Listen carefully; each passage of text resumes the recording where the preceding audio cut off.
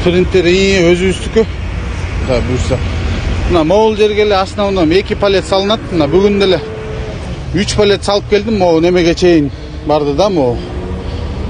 И төшөктөн перегородкага чейинчи 3 палет ошакка чейин батты. Так, анан биягын алсак. Мындай да. Биякта жата турган диван.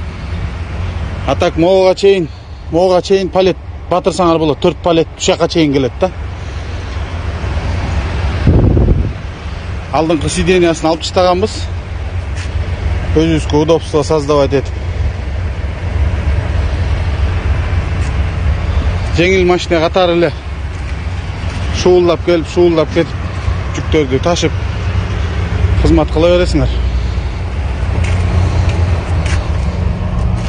Машина өзүбүздүкү байке. Водитель болуп иштесеңиз, где-то $4000 чыгат айына. Водитель болсоңуз. А машина өзүбүздүкү болсо примерно $8000 чейин чыгат да.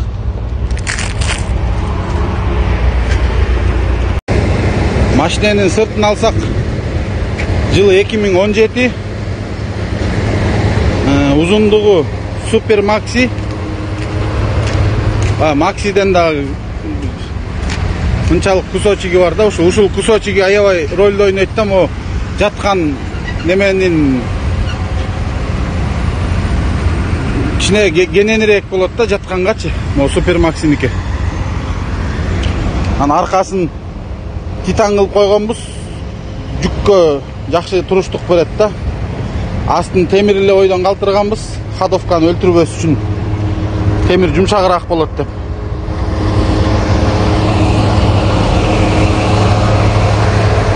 Мындай машина.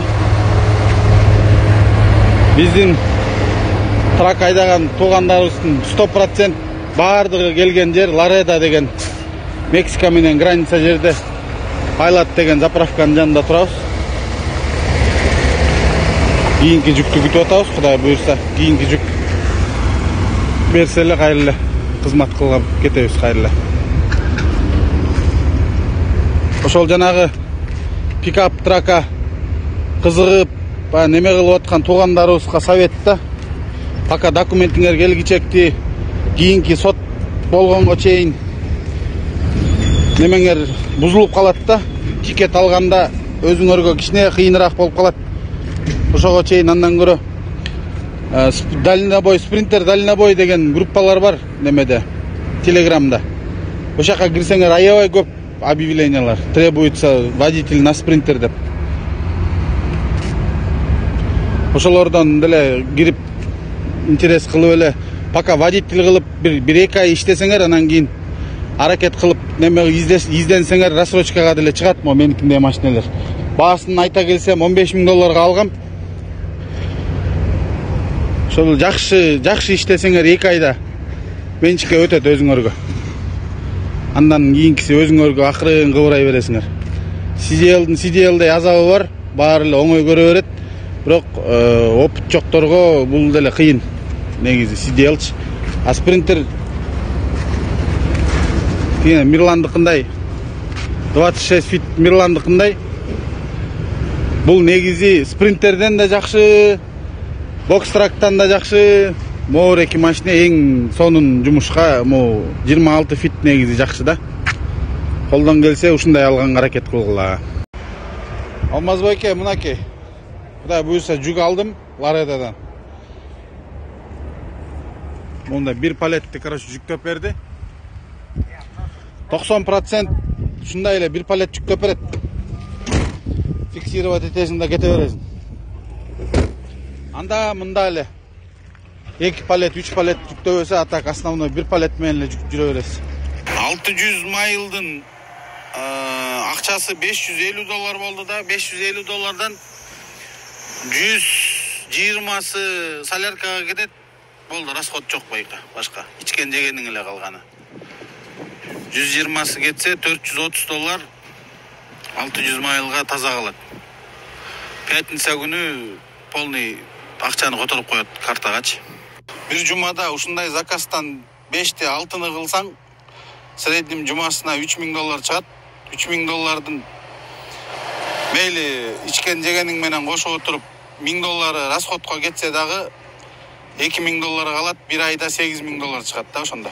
Өзүбүздүн Америкадагы акчалуу байкелерибизге деле мотивацияда булчу шопур деген толтура да. Мисалы чын-чынына келгендечи ушундай спринтерлерден алып туруп водительдерди отургузуп коюп компания неме кылып койсо, фурага салыштырмалуу CDL жок кезде Чикагодун жаш балдарынын баары эле отуруп кетип калат го дейм спринтерге ойго. Бул жумуш негизи бар да, мындай нерсеге жумуш көп, аябай көп жумушчу. Алмаз байке, сизге жетпей калдык го, Сиздин көлөкөңүздө эле жүрө береличи, Алмаз байке. Сиздин көлөкөңүздө эле мотивацияңыздан духтан алып коюп эле жүрө береличи, Алмаз байке. Блогер болбой эле. Группадан балдар чалып атышат, түшүндүрүп берип атам, үтүр чекитине чейин. 1-2 ай водитель болуп, бирөөгө иштеп туруп, анан кийин рассрочкага машина караштырса толтура чыгат. Ошондой немеден эле алып алып, уже овнер болуп эле, на выкуп кылып эле, чыгарып алса 3-4 ай аракет кылып койсо эле, өзүнө чыгарып алса жырга албайт экен бул жумушчу. Чын-чынына келгенде $7000-$8000 деген Кыргызстандын акчасына которгондо эмне деген акча байке. Чын-чынына келгенде трактын деле кереги жок. Мен силер айтып жаткан ойду көптөн бери айтып келгемде, бирок менде доказательство жок болчу да. Анан адамдар көп ишенбейт да, сөз менен эле сүйлөй бересиң деп. Силер болсо бүт бардыгын көрсөтүп, сөз менен дагы бүт баарын жакшынакай кылып түшүндүрүп, спринтерде да көрсөтүп, жүк алганыңарды көрсөтүп, кантип салынат баардык маалыматтын баарын берип койдуңар. Азыр мурда деген көптөгөн мекендештерде ар кандай ойлор болчу да, кандай болобу, болбойбу деп. Ошонун бүт баарын тастыктап бердиңер. Эми көптөгөн мекендештер ойлонуп, Дордашта айына bir $3,500-4,000 тапканга караганда ушул эле правам менен спринтер айдап Американы кыдырсам болот экен деп абдан сону мотивация бердиңер. Абдан чоң рахмат. Дагы жаңылыктарды күтөбүз. Силерди абдан күчтүү блогер болот десем күлүп койдуңар. Чын айтып атам. Даже жана жүздү көрсөтпөгөн блогерлер бар да, сону маалыматтарды берет, YouTube ачып, Instagramдан, бирок өзлөрүнүн лицолорун көрсөтпөйт. Эми көрөбүз, Кудай буйрса, может келечекте ойлонуп калсаңар, YouTube, Instagram каналга ачканга жардам беребиз, дагы силерди супер блогер кылганга аракет кылабыз. Хорошо. Байке, хорошо, көрөбүз. Ал күн деле келе берсин, Кудай буйрса. Аракеттин үстүндө кылабыз байке. Алмаз байкенин группасына жаңы кирдик, Кудай буйрса. Кызмат спринтер айдайбыз Америка ичинде. Июнда киргенбиз через Мексика. Информация чогултсак, көп жумушта легально баягы иштей албаганга байланыштуу. Биринчи очеред баягы элдин баары эле права алат экен, праваны алдык дагы. Спринтерге 1 ай бирөөгө водитель болуп иштедик. Андан кийин результатты көрдүк дагы. Рассрочкага спринтер таап, спринтерде өзүбүзгө иштедик. Спринтер айдаган водительдер гарантиясы менен $6,000 чыгарсаңар болот айына. Жумасына $1,500 чыгарсаңар болот. Бул деген аз десеңер, документиңер келген маалда CDL-ге окуп, квартирага расход болбойсуңар, жалаң гана өзүңөрдүн ичкен жегениңер болгон расход. Жумуш жашоо спринтерде болот, трак драйвер жашоосундай. Биринчиден, экинчиден трак айдаганга чоң жарым жылдык практика болот да. Уже силер жолдорду билип каласыңар, кайсыл жерде кандай трак драйверлер кайсыл жерге токтойт, кандай кылып заправка кылышат, баарын көрүп, үйрөнүп, CDL-ди окуп алгандан кийин уже жеңил болуп калат да в любом случае. Же бокс-тракка чыккыла, же спринтерге чыккыла жаңы келген туугандар, сурооңуздар болсо берсеңиздер болот. Жооп беребиз.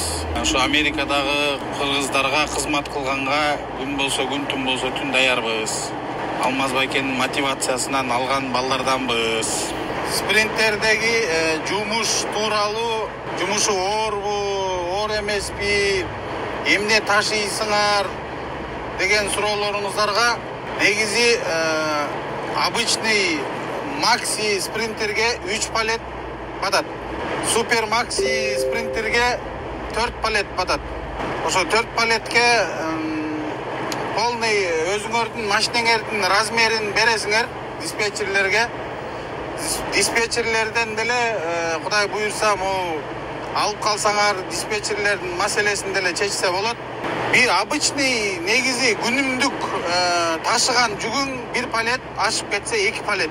90% 1 палет, 5% 2 палет, анан анда мында 3 палет салынат негизи. А так основном 1 палет менен эле жүрөсүңөр.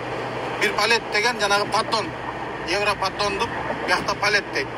Ошол 1 палетти салып алып, диспетчериңер телефонго заказды берет. Телефондон заказды аласыңар. Берген адреске барасыңар. Биз жүккө келдик деп баягы айтасыңар дагы. Алар жүктү берет, кыскасы жүктү берет. Кара менен 1 палетти салып берет. Аны ремендер менен фиксировать этип сүрөткө тартып диспетчерге жибересиңер. Тигилер берген документти тартасыңар. 10 мүнөтчө күтө турасыңар. 10 мүнөттөн кийин уруксаат беришет. Кете бергиле. Уруксаатты алгандан кийин адресиңерди забивать этесиңер дагы кетесиңер.